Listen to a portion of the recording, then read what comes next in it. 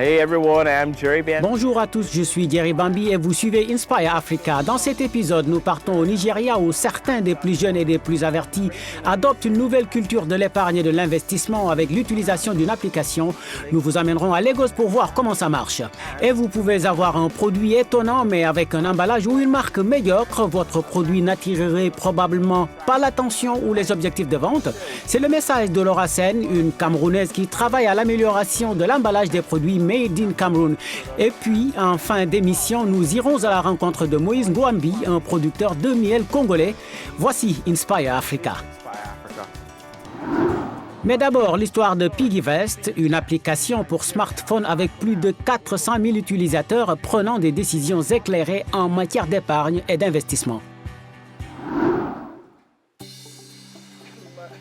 Depuis cet espace à Lagos, Oreoluwa Shonibare dirige une équipe qui conçoit et imprime des t-shirts pour ses clients. Mais ce démarrage de l'impression a été rendu possible grâce aux économies réalisées à l'aide d'une application pour smartphone pendant ses années d'études. Quand j'ai démarré cette entreprise, j'ai utilisé une partie de mes économies provenant de PiggyVest, sinon j'aurais emprunté pour démarrer. Oreoluwa utilise PiggyVest, une plateforme en ligne qui permet d'économiser en combinant des taux d'intérêt compétitifs, de la discipline et de la flexibilité pour atteindre un objectif d'épargne. À plus de 100 km de Lagos, à Abidan, l'histoire est presque la même pour Bolatito Kolawole, étudiante en année de maîtrise.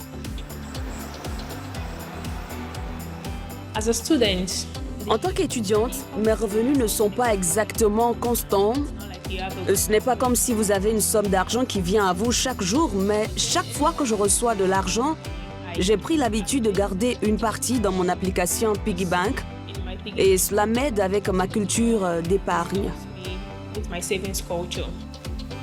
Dans tout le Nigeria, où beaucoup possèdent un smartphone, l'application PiggyVest aide les jeunes à prendre des décisions financières intelligentes en s'initiant à la culture de l'épargne et de l'investissement.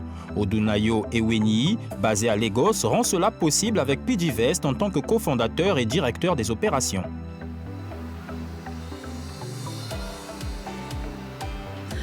En 2016, nous avons sauvé 21 millions de naira. En 2017, nous avons économisé 684 millions de naira. Et en 2018, 4,3 milliards de naira. Cela donne donc une idée de la progression, de la croissance et de l'ampleur de ce que fait la plateforme. Au-delà de l'épargne, Odunayo indique que l'application crée des possibilités d'investissement pour les personnes à faible revenu.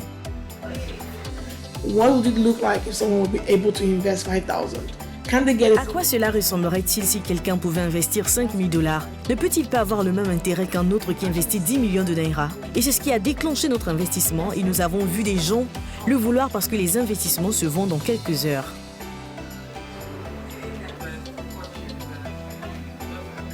Selon Odunayo Ewenyi, c'est le moment pour les jeunes entrepreneurs nigérians d'adopter la maison financière numérique.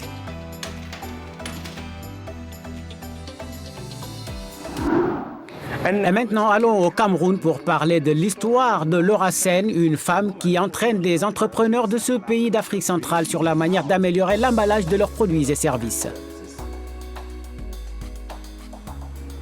Dans une salle louée et reconfigurée pour l'occasion, un atelier sur l'emballage est en cours.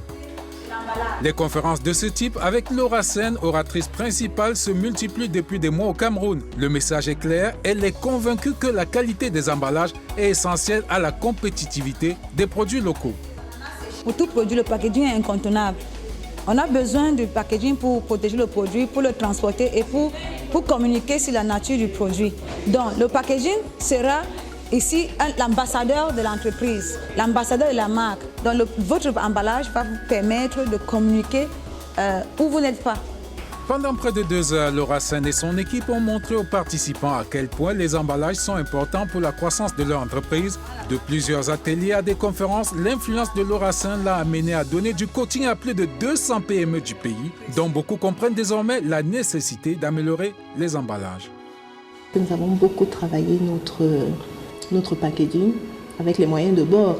Donc c'est tout le monde qui l'utilise, ce n'est plus un produit qui est bas de gamme, relégué. Nous en avons fait avec ce packaging que nous donner, bien sûr avec d'autres innovations, hein, c'est pas seulement le packaging, parce que vous voyez que nous avons plein de mayanga parfumés, nous avons à peu près 7 parfums de mayanga différents. Le packaging fait la différence, donc vous voyez bien que le packaging fait la différence. Le Cameroun est l'un des premiers partenaires commerciaux de l'UE en Afrique. Il représente plus du quart du commerce total de l'UE, soit 55% des exportations et 31% des importations. Sango Ngote, propriétaire de la boutique Boom, est distributeur de produits fabriqués au Cameroun. Boom, c'est mon ami, c'est mon copain, c'est mon camarade, c'est quelque chose qui nous est courant, c'est le familier. Maintenant, dans d'autres langues, Boom peut signifier énorme. Boom peut signifier le boa. Boom peut signifier costaud. Donc nous nous reconnaissons dans toutes ces explications et dans toutes les langues. Pour les entrepreneurs camerounais comme Gauthier, le temps est venu de faire concurrence et de gagner des parts de marché à l'international. Et à présent, je m'en vais à la rencontre d'un diplômé congolais en informatique, Moïse Ngouambi, dont le travail n'a rien à voir avec l'informatique.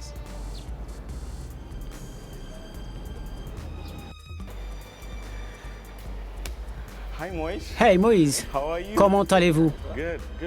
Bien, ravi de vous rencontrer.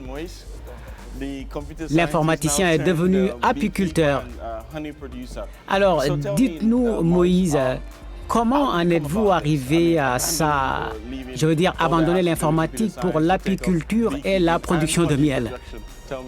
Alors, je n'ai pas abandonné l'informatique, j'ai deux passions.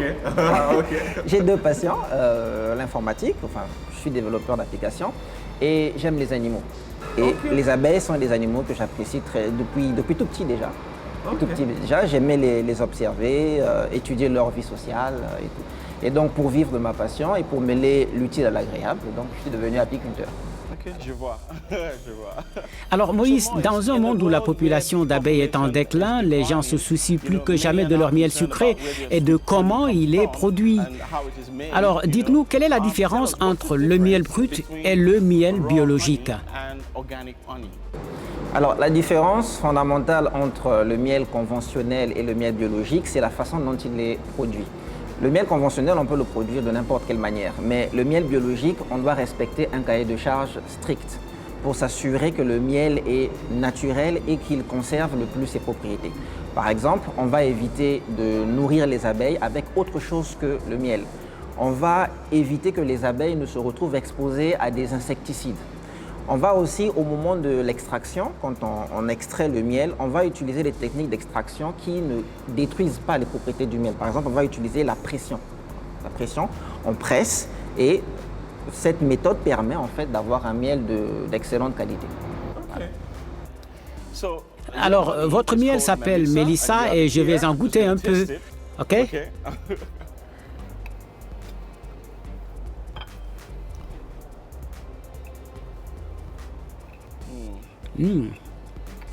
C'est bon.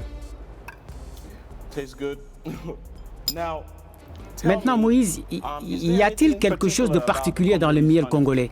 Alors, ce qu'il faut savoir, c'est que les abeilles font le miel à partir des plantes, à partir des fleurs. Alors, au Congo, on a des plantes qui ne poussent que dans le bassin du Congo. Donc, ce qui fait que c'est un miel extrêmement rare, un miel qui a des propriétés qu'on ne retrouve pas dans d'autres miels. Donc la particularité du miel congolais, c'est qu'il est fait à partir de plantes qui ne poussent que dans les forêts du bassin du Congo. C'est bien. En ce qui concerne les forêts, le Congo possède une vaste richesse forestière. Pensez-vous que le miel peut devenir une source de richesse pour le pays? Oui, effectivement. Alors la production de miel serait une très grande opportunité pour le Congo et le Congo a même le potentiel pour entrer dans la liste des pays producteurs et exportateurs de miel biologique. Donc il suffirait qu'il investisse. Et d'ailleurs, l'investissement ne serait pas très élevé. Pourtant, les gains seraient énormes parce que le miel congolais est un miel qui est particulièrement dépourvu, libre de tout ce qui est insecticide et tout. Il a vraiment beaucoup de propriétés intéressantes et ce serait une bonne chose que l'État investisse dedans, de même que des investisseurs étrangers. Très intéressant. Eh bien, merci Moïse d'avoir partagé votre modèle d'affaires avec nous et je vous souhaite le meilleur. Merci.